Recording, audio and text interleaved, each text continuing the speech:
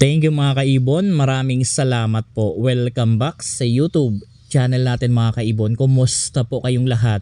For today's video, sasagot po tayo ng katanungan ng mga kaibon natin. Ito po yung unang tanong sa akin ng kaibon natin. Ang tanong, boss, tanong lang po, ano kaya ang probe nung pares ko na ALBS 2? Lagi naman sila nakikita na nagme-mate 3 to 5 minutes, 1 month mahigit, puro mate lang, hindi naman nangitlog. Mga kaibon, disclaimer lang po, ang isi-share ko dito ay base lamang sa kaalaman ko at karanasan ko po sa pag-aalaga ng mga ibon. Sa tanong sa atin ng kaibon natin, meron daw siyang pares na ALBS 2. So lagi daw niyang nakikita na nagme-mate 3 to 5 minutes, pero hanggang mate lang, hindi naman nangingitlog.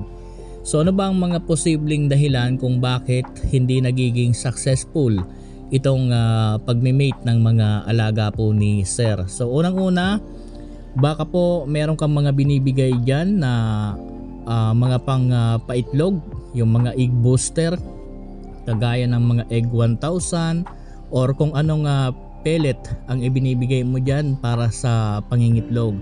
So kung meron kang binibigay dyan, itigil mo na po ang pagbigay niyan. Yung pag-breed ng mga alaga natin, napakaganda kung natural breeding lang.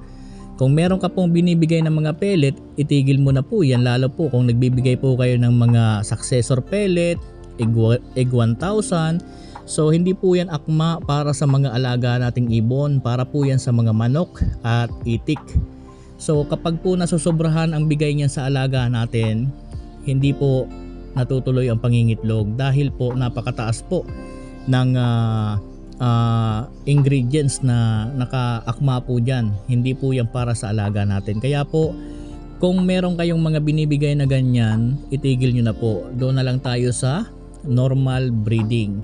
So kung wala naman kayong binibigay na ganyan sa mga alaga po ninyo, baka po wala sa kondisyon ang katawan ng mga alaga po natin. So kung wala sa kondisyon, mas maganda hulihin nyo yung alaga po ninyo, kapainin nyo kung payat or mataba. So kapag payat, ikondisyon nyo po ang katawan. Kapag mataba naman, kapain nyo po, baka merong sapula. Kapag merong sapula ang ibon, hindi po talaga yan nangingitlog.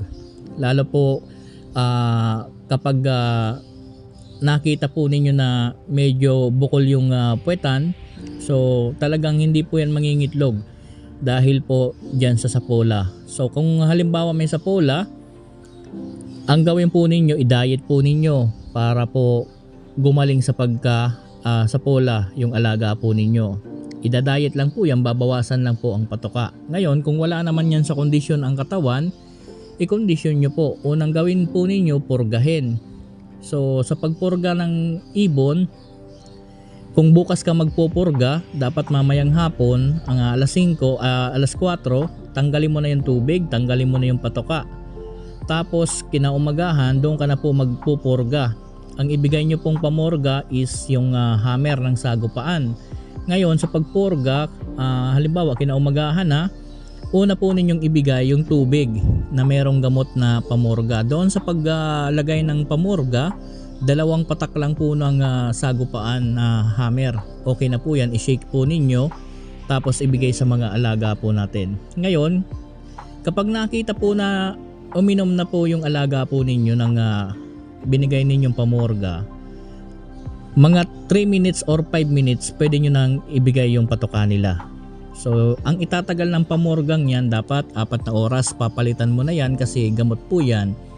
Mas maganda sana kung halimbawa papalitan mo na siya, mas maganda kung meron kang probiotics, yun ang ibigay mo.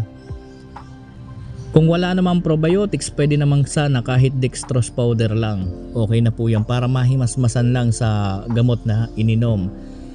Ang maganda sana kung may probiotics ka, kasi kapag po nagpupurga tayo, nilalabas po niyan yung mga toxic sa katawan. Nilalabas po ang mga bakterya.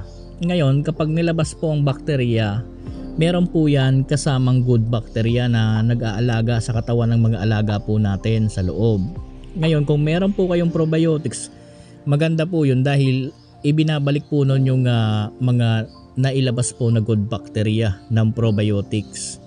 Pero kung wala, okay na po ang dextrose powder para mahimasmasan. Ngayon, napurga mo na yung alaga mo. Sa pagbigay ng patoka, magbigay ka po ng patoka na halimbawa African mix. Kapag African mix, mag-add ka ng konting sunflower kahit na 5 buto or 10 buto diyan sa patoka na binibigay po ninyo. Ina-advise ko yung sunflower kasi importante yan dahil nga nagko-condition ka, kinakailangan yung katawan is patatabain. Sunflower, number 1 po yan na nagpapataba ng mga alaga po natin dahil napakataas po ng protein yan. So ina-advise ko lang naman na mga 10 buto or kaya naman 5 para yung alaga po natin manumbalik yung katawan. So yan po ang pagbigay ng patoka sa kinokondisyon. Pagdating naman po dito sa pagbigay ng gulay 4 times a week, mas maganda po kangkong ang ibibigay po ninyo. Kangkong po ang ina-advise ko kasi po talagang mabilis dyan na gumanda ang katawan ng mga alaga natin. Kangkong kasi kinokondisyon natin, pinapabukan natin yung katawan. Pagdating naman po sa vitamins, araw-araw po yan dapat.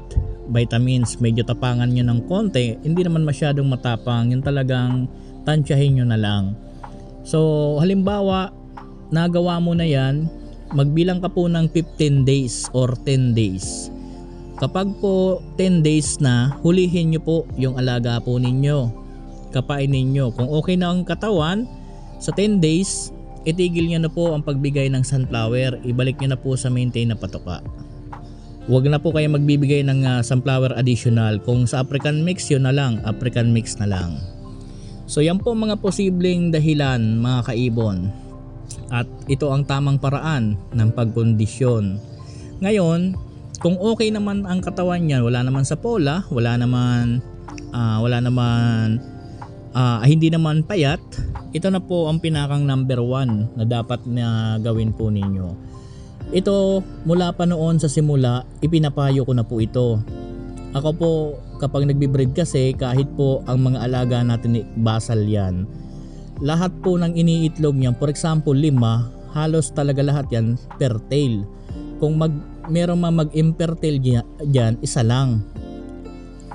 Napapansin nyo naman lalo sa mga naka-follow sa page ko na nakikita naman ng mga kaibon natin yung mga paitlog natin kahit basal.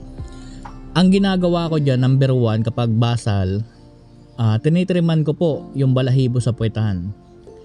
Ang purpose kasi niyan para po kapag nag-mate, pasok lahat. Para po walang tapon, walang sablay. So, pwede mo yung gawin kung maganda naman ang katawan ng alaga po ninyo, nasa kondisyon naman, at wala namang sapola. So, pwede po ninyo yung gawin.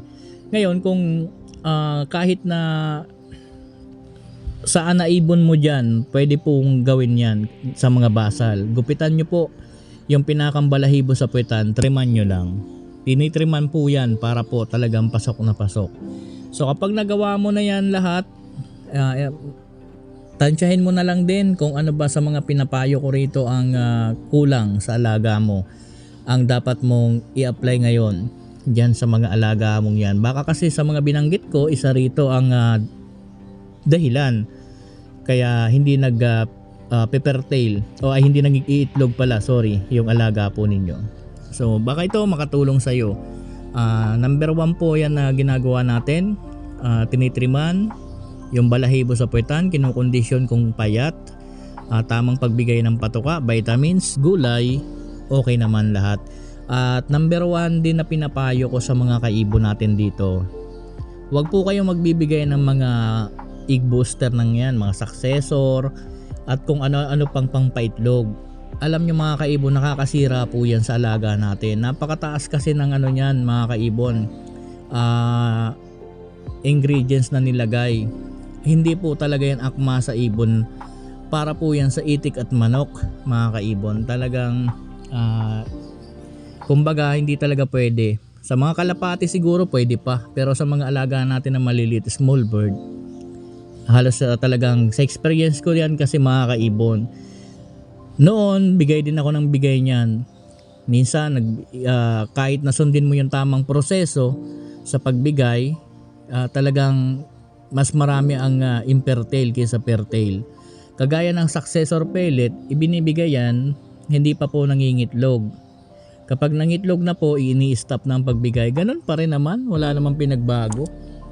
Mas marami pa rin ang impertail kahit na nakikita mo ng success yung mating nila. Kaya nakakapanghinayang yung oras at panahon na pag-aantay, tapos impertail lang dahil sa pagbigay. Gastos pa dagdag mga kaibon. Normal breeding lang, swabe na. So mga kaibon, doon sa kaibon natin nagtanong nito, sana nasagot ko ng maayos. Maraming salamat po. Happy birthday po sa ating lahat. God bless po sa ating lahat mga kaibon. Thank you po.